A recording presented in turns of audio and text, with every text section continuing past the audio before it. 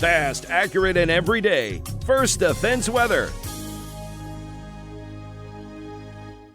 And it was another breezy day yesterday. Let's take a look at the peak wind gusts from at least two of the airport locations yesterday. Dunkirk had a peak wind gust of 25 miles per hour, and Jamestown officially at the airport at 26. The winds are not as strong as they have been over the past couple of days today, but there still will be a wind chill index when we have temperatures struggling to hit 20 degrees. Now, the record high for today is 58 that was set back in 1994. That actually is deceptive because technically speaking, it was broken a couple of years ago. Now, what ended up happening, I wanted to mention this very quickly. Back 2 years ago in 2018, we had a very big warm-up that happened, around this time of the year. And most everybody on this time of the year shot up into the essentially the lower to mid 60s.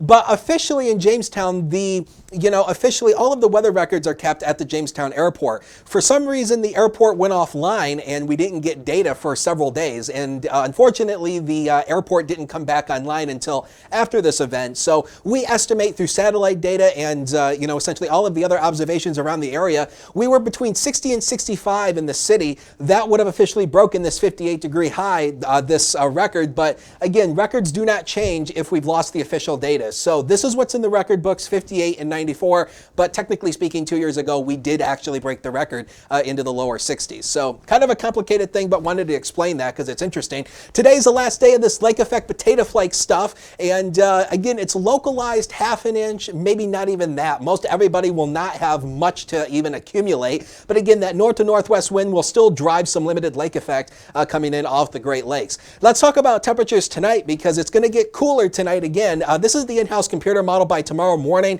We'll probably start the day into the lower teens, but don't be shocked if some spots, especially in the deepest valleys out to the east, definitely could drop, especially maybe around 9 or 8 degrees, but I think most everybody, lower teens, especially 20 degrees near the Lake Erie shoreline. And looking down the road here, going into the end of the month, into early next month, signs point to a cooler than average pattern setting up across much of the continental 48. So the key message we want to say here is winter is not over. I often say it all the time. February and March are generally our two wild card months of the winter. Anything can happen. So we'll see what happens as we go down the road, but don't count winter done as of yet. 17 to 22 is our high, is essentially a high temp range today. Scattered light lake effect snow showers, not a big deal. Very little, if any, accumulation, but cold with a northwest wind averaging about 5 to 10 miles per hour. Tonight, any light lake effect snow showers taper off early, partly to mostly cloudy and cold. 10 in the valleys. Again, don't be surprised if the deepest valleys dip maybe 9, 8 degrees by tomorrow morning to 20 at the immediate Lake Erie waterfront, west-northwest 5 to 10 miles per hour. Tomorrow, 31 degrees. We're a little better, but again, a northwest wind still dominates, so we might be held down into the upper 20s. We'll have to see on that.